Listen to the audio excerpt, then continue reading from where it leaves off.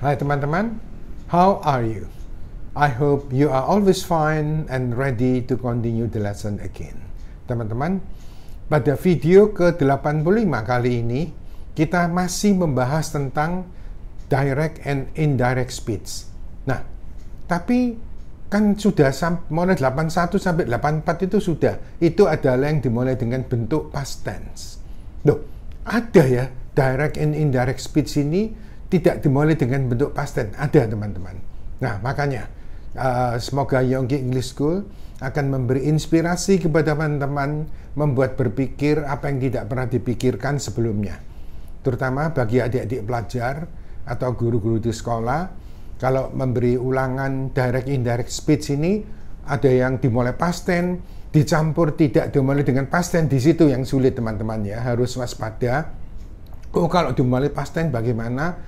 Kalau tidak dimulai past tense bagaimana? Nah, ini kita bahas di video ke-85, makanya supaya teman-teman bisa mengikuti pelajaran dari Yo English School ini dengan seksama, jangan lupa untuk selalu subscribe, aktifkan lonceng, like, share ke teman yang lain jika dirasa perlu, dan bisa memberi masukan atau bertanya lagi saya supaya cepat bisa langsung ke WA saya teman-teman 081 654 52 502. Well my friends, please get ready. We will talk about direct indirect speech dimulai dengan bukan bentuk past tense, oke? Video ke-85. Ya, ini kita masih membahas direct and indirect speech dimulai dengan bukan bentuk past tense. Oh, jadi selama ini mulai video 81 sampai 84 itu dimulai dengan bentuk past tense, betul? Makanya video ke-81 itu perubahan-perubahannya, ciri-cirinya mundur satu tense, present tense mundur ke past tense, dan sebagainya. Mundur ya, teman-teman. Berubah semua, yes. Nah, kali ini karena tidak dimulai dengan bentuk past tense, maka mouse-nya agak berbeda, teman-teman. Nah, kita mulai dengan catatan teman-teman ya. Satu, rumus-rumus tersebut di atas. Nah, di atas ini maksudnya mulai video ke-81 sampai video ke-84 ya, di atas ini hanyalah untuk perubahan dari direct speech ke indirect speech ya, yang dimulai dengan bentuk past tense saja ya. Jadi mulai 81 sampai 84 itu direct ke indirect speech yang didahului dengan kata kerja bentuk past tense saja ya. Oh, jadi ada yang dimulai dengan bukan bentuk past tense, ada ya, ini pada video ke-85 ini teman-teman ya. Nah, kini apabila didahului ya dengan kata kerja yang bukan bentuk past tense melainkan tense lainnya ya. Nah, intinya pokoknya bukan past tense ya. Ini contohnya misalnya seperti she will tell them. Will tell ini jelas bukan past tense tapi present future tense teman-teman ya. Simple present future tense ini adalah waktu akan datang ya. Terus ada lagi yang dimulai dengan ini, he always tells me. Masih ingat teman-teman ya, he, it, kata kerja tambah s ini pasti simple present tense ya. Nah, simple present tense yaitu waktu kebiasaan. Ada pula yang dimulai dengan they have told us. They have told, ada have dengan V3 ini pasti bentuk present perfect teman-teman ya. Nah, jadi yang pasti tiga-tiga ini bukan bentuk past tense teman-teman ya. Nah, ini adalah simple present simple present perfect tense, yaitu waktu sudah dilakukan. Nah, kalau bukan didahului bentuk past tense gimana? Ini paling mudah, yaitu apa? Tidak ada perubahan pada tense-nya sama sekali ya. Jadi yang tempo hari saya present tense jadi past tense jadi past perfect itu tidak berlaku. Karena mudah sekali, tense-nya tidak berubah. Tapi saking mudahnya kita lengah dianggap berubah semua. Enggak teman-teman. Nah, ini susahnya kalau ulangan dicampur sama gurunya ya.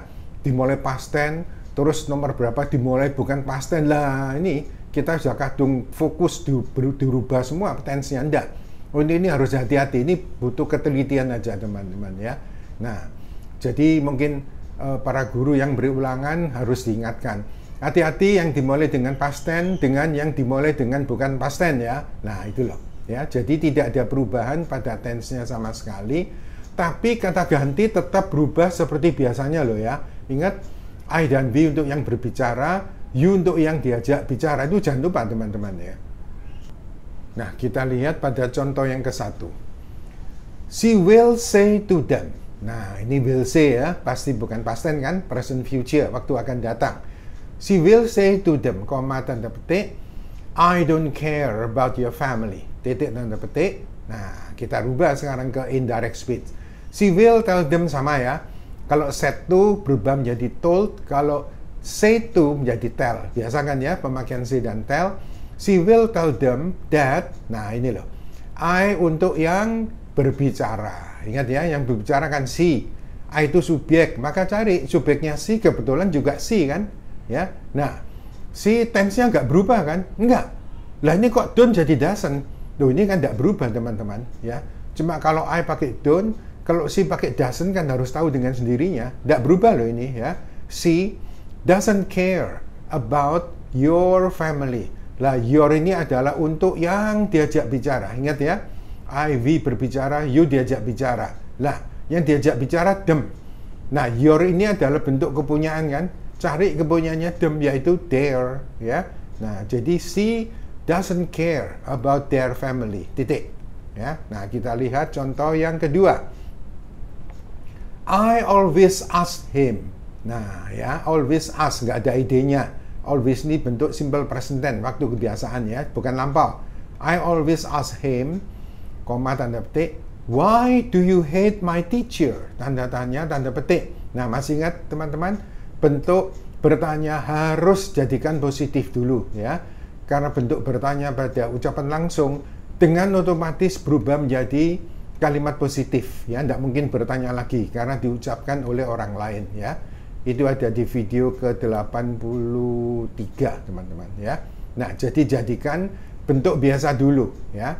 Jadi why do you hate? Nah, masih ingat ya, kalau bentuk positif maka do, does, did itu pasti hilang ya. Jadi menjadi why you hate my teacher. Ini belum dijawab loh teman-teman ya. Baru merubah ke bentuk positif. Nah, jawabannya ini I always ask him why. Nah, ingat ya teman-teman, you adalah yang diajak bicara. Yang diajak bicara him. Ya, ingat ya, yang berbicara selalu yang di depan teman-teman ya, yang berbicara. Yang diajak bicara pasti yang di belakang. Nah, yang diajak bicara adalah him. Nah, you di sini posisinya adalah subjek kan pada permulaan kalimat ya. Nah, maka cari subjeknya him jadi apa? Ya jadi he dong ya. Nah, jadi he. Terus hate-nya nih kan nggak berubah kan? Enggak. Tapi kalau si he tambah s jangan lupa loh teman-teman ya, ini bukan berubah loh. Ya, tapi kalau si he tambah s itu harus ingat dengan dirinya ya. Jadi why you hate my teacher lah. My ini adalah untuk yang berbicara. Nah, yang berbicara ini I, betul. Nah, cari ini my itu bentuk kepunyaan kan. Nah, cari bentuk kepunyaannya I. Kebetulan bentuk kepunyaan I juga my kan ya. Jadi why he hates my teacher. Titik. Ini tidak berubah loh tensesnya ya. Nah, kita lihat contoh yang ketiga. He has said to me. Has said to, bentuk waktu sudah dilakukan ya, present perfect, bukan past tense ya. He has said to me, I know how you are ya, titik tanda petik. Nah, langsung aja dijawab teman-teman. He has told me, ingat ya, said to jadi told ya. Jadi he has told me that. Nah, ini I yang berbicara selalu ya. Siapa yang berbicara? He. Nah, sekarang I itu subjek kan, cari subjeknya he, kebetulan juga he. Nah, kalau ini I know, kalau he knows, ini bukan berubah loh teman-teman ya, tapi harus tahu dengan sendirinya. Kalau lupa nambah s ya tetap salah ulangannya ya. Nah, he knows how. Nah, ini you yang diajak bicara. Yang diajak bicara siapa? Me. You ini adalah subjek ya, setelah kata penghubung pasti subjek kan. Cari subjeknya me, yaitu I kan. Nah, kalau you pakai R, I pakai M, apakah berubah? Ya tidak, harus tahu sendiri teman, nggak ada I pakai R ya. Nah, jadi tense-nya nggak berubah, tapi disesuaikan dengan subjeknya loh ya. It's very easy, isn't it? Ya. Nah, ini catatan yang kedua. Ya, apabila disebutkan nama orang di dalam ucapan langsung ya, maka nama orang tersebut dipindah, teman-teman ya, dipindahkan di depan sebagai yang diajak bicara. Ya, nah kita lihat contohnya ini ya. Hati-hati, yang ini didahului bentuk lampau, maka tense-nya berubah seperti biasanya ya. Didahului lampau ini. They said, lampau kan ya. Nah, they said, koma tanda petik, you must do this for us, Harry. Ya, titik tanda petik. Nah, oh ini ada nama orang ya. Ya, nama orang ini, jadi kalau ada nama orang pada ucapan langsung, maka nama orang ini dipindah ke depan sebagai yang diajak bicara. Nah, ini sebetulnya sama dengan begini, teman-teman. They said to Harry, ya, gitu loh mestinya, ya. You must do this for us. Jadi kalau tadi nama orang dipindah di sini, ini ya, they said, you must do this for us, Harry. Nah, itu loh ya, Harry-nya dipindah di depan sebagai yang diajak bicara kan, ya. Nah, jawabannya menjadi begini. Nah, they told, ingat ya.